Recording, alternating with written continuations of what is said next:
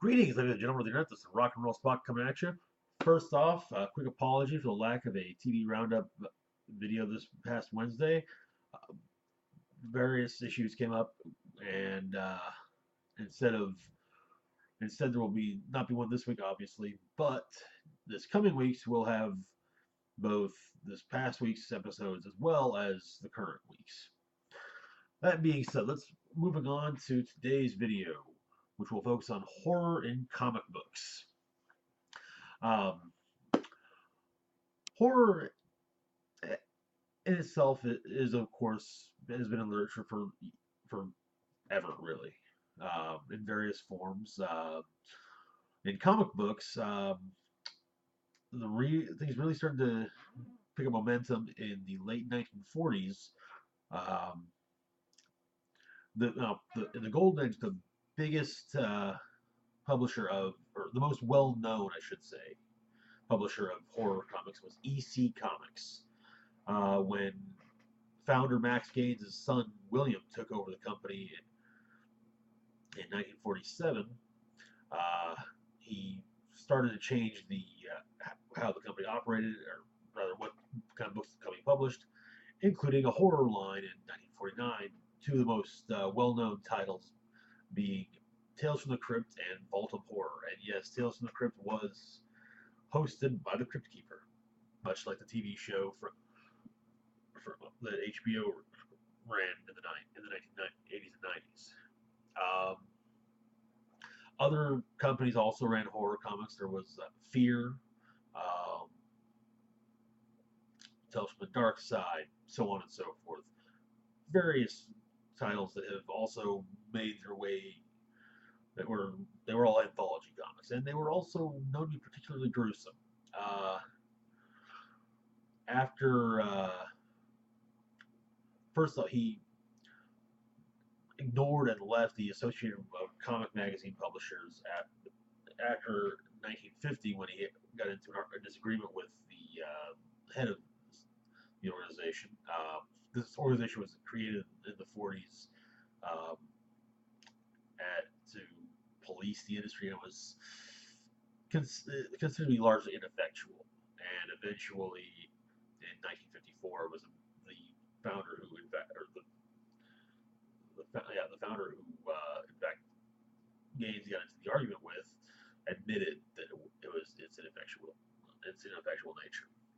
Um, Gaines would end up helping to form what became the Comics Code Authority um, in response to Frederick Wertham's book, Seduction of the Innocent, which really hit comics hard, put a lot of scrutiny on it. And like I said, because of that, the Comics Code Authority was created.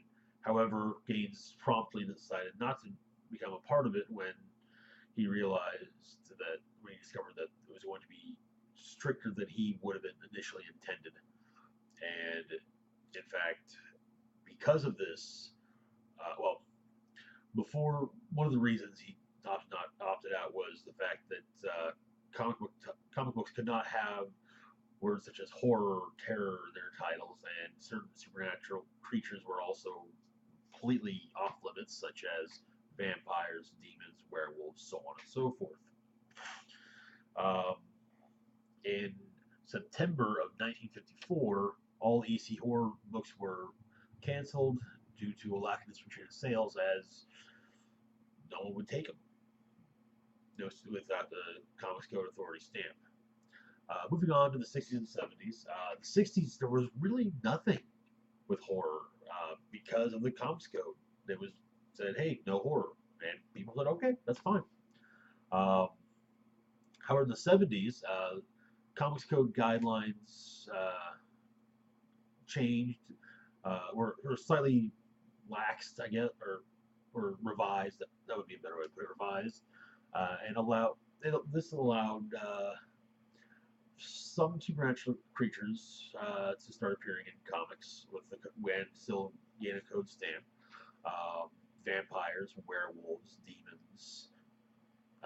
Some notable examples of appearances created in the 70s after this was are Morbius the Living Vampire from Marvel, um, Etrigan the Demon from DC, Blade, Werewolf by Night, Ghost Rider, and like I said, various others.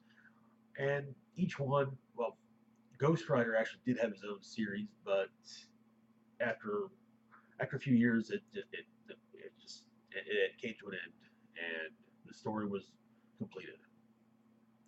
Blade was a frequent character in, especially in Tomb of Dracula. Werewolf by Night also had his own series, though it also would be canceled. Um, and moving forward into the 80s,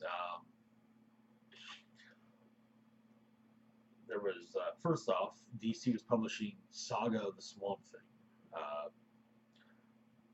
utilizing the character, who has actually seen had two movies made about him, but and even a TV series, but that, in all honesty, it's kind of those are kind of best left ignored. Uh, Alan Moore, however, the writer of V for Vendetta and Watchmen, wrote a good chunk of Saga of the Swamp Thing, and during this time, he created a very pivotal DC mystical character, John Constantine. Eventually, a Constantine book entitled John Constantine Hellblazer would begin to see publication.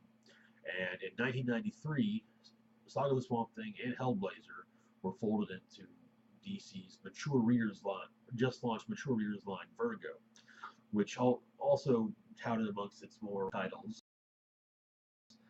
Neil Gaiman's Sandman and Garth Ennis' Preacher.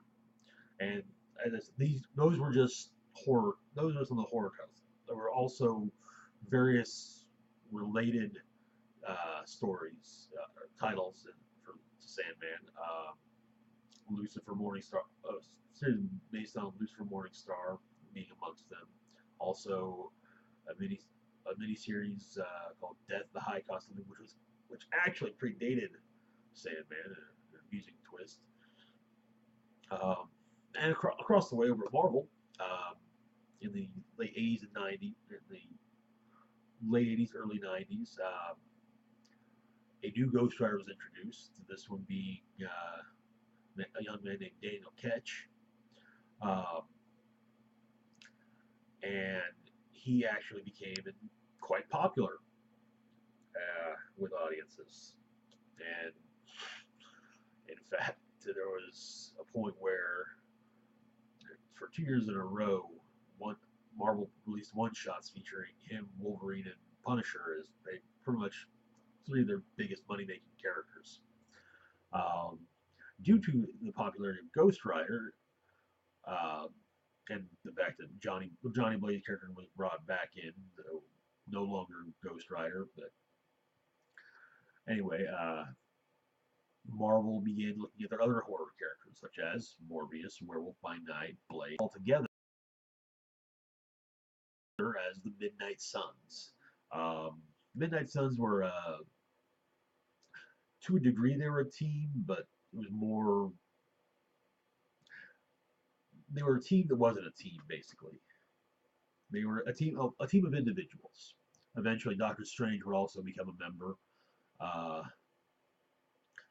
And however, the Midnight Suns titles, after a while, just didn't perform as well and would little by little get canceled.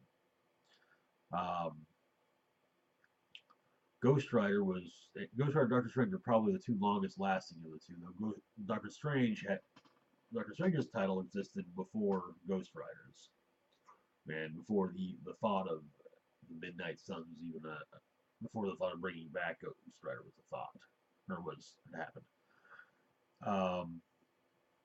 Then, of course, you had the independent publishers of the 80s that started to pop up in the late 80s and 90s, late 80s, early 90s.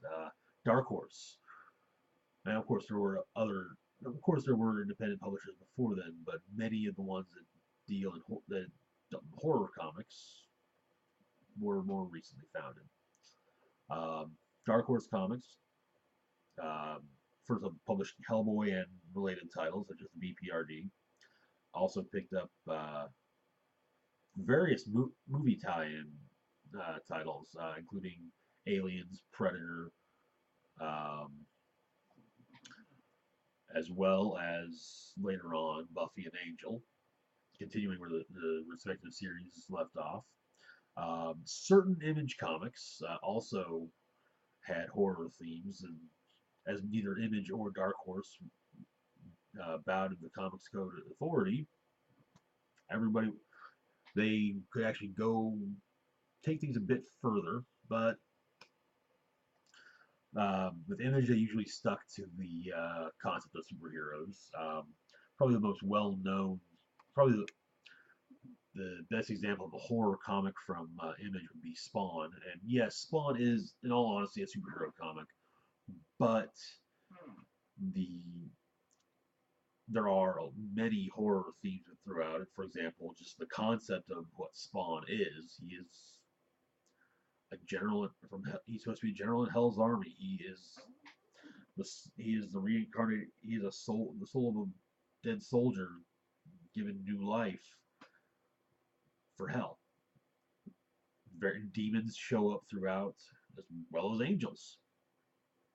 And of course, there were other publishers such as Eternity and later Chaos, who um, really broke out with Evil Ernie and Lady Death. Um, they would also, in fact, later publish a Halloween one-shot featuring the Tommy Doyle character from Halloween, the first Halloween, as well as the sixth Halloween movie. Um, there was Alan Moore's From Hell, which was the inspiration for the 2001 movie with Johnny Depp and Heather Graham. Published in the United States by Top Shelf and in the UK by Knockabout Comics. Another well-known, little, depending on who you are, I guess, or your tastes, I should say. Another example of somewhat horror, Johnny the Homicidal Maniac and related titles there, Squee and I Feel Sick, produced by Slay Labor Graphics, who also put out other horror-related titles such as Lenore. Um, Johnny the Homicidal Maniac, I really kind of noticed it, put it in another natural note of the horror as a horror title because it's more darkly comical, um, gruesomely darkly humorous, but still it comes off more as satire than horror. And moving forward from year 2000 on, DC slash Wildstorm. Well, DC picked up the Wildstorm imprint from Image, and as ownership of as that both were owned by or were a part of Warner Brothers. Certain Warner Brothers movie properties started getting eventually would get comics courtesy of Wildstorm. Nightmare on Elm Street, Friday the 13th, Texas Chainsaw Massacre. Of course, there were also other horror. Well, horror became more off to the side and focused more on the occult. Hellblazer continued strongly up until its cancellation with issue 300. Um, other companies to pop up, Dynamite, who largely does uh, movie related property comics, most notably Army of Darkness, which has had quite a few crossovers over the years, including with Herbert West, the Reanimator. Marvel. Um, Marvel's biggest contribution, really, to the last would probably be the Marvel Zombies, which honestly, honestly were a fun idea to start a while. They just did them to death, really.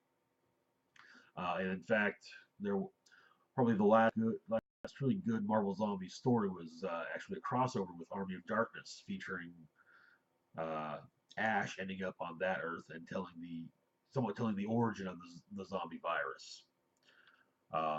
There's also Boom Studios does Hellraiser. Also, another I mentioned the Army of Darkness Marvel Zombies crossover. There was also a done by Wildstorm and Dynamite, a Freddy versus Jason versus Ash crossover series, which was a sequel to Freddy versus Jason, and apparently was based on an unused script for a sequel, for an actual cinematic sequel that just didn't go anywhere, but would have brought all three together anyway. Um, like Freddy versus Jason, it's very tongue in cheek. Of course, when you got two horror icons known for being smartasses, Freddy Krueger and Ash, that's gonna happen. Anyway, today today horror comics still are have made quite the comeback, especially with the fact that the Comics Code Authority is largely unobserved anymore. The restriction of the publishing restriction has long since been removed. Um, and in fact, I don't remember the last time I bought a Marvel comic that had a Marvel or DC comic at least that had the Comics Code stamp. It was probably sometime in the '90s. But um, also many, in fact, a lot of the horror concepts from Vertigo. Well, I mentioned the cancellation of Hellblazer. Um, this is partially because with DC's New 52, um, there was a title called Justice League Dark, which had amongst its team members John Constantine. So eventually, the Hellblazer series was canceled, and a new, firmly DC Universe Constantine series was started up.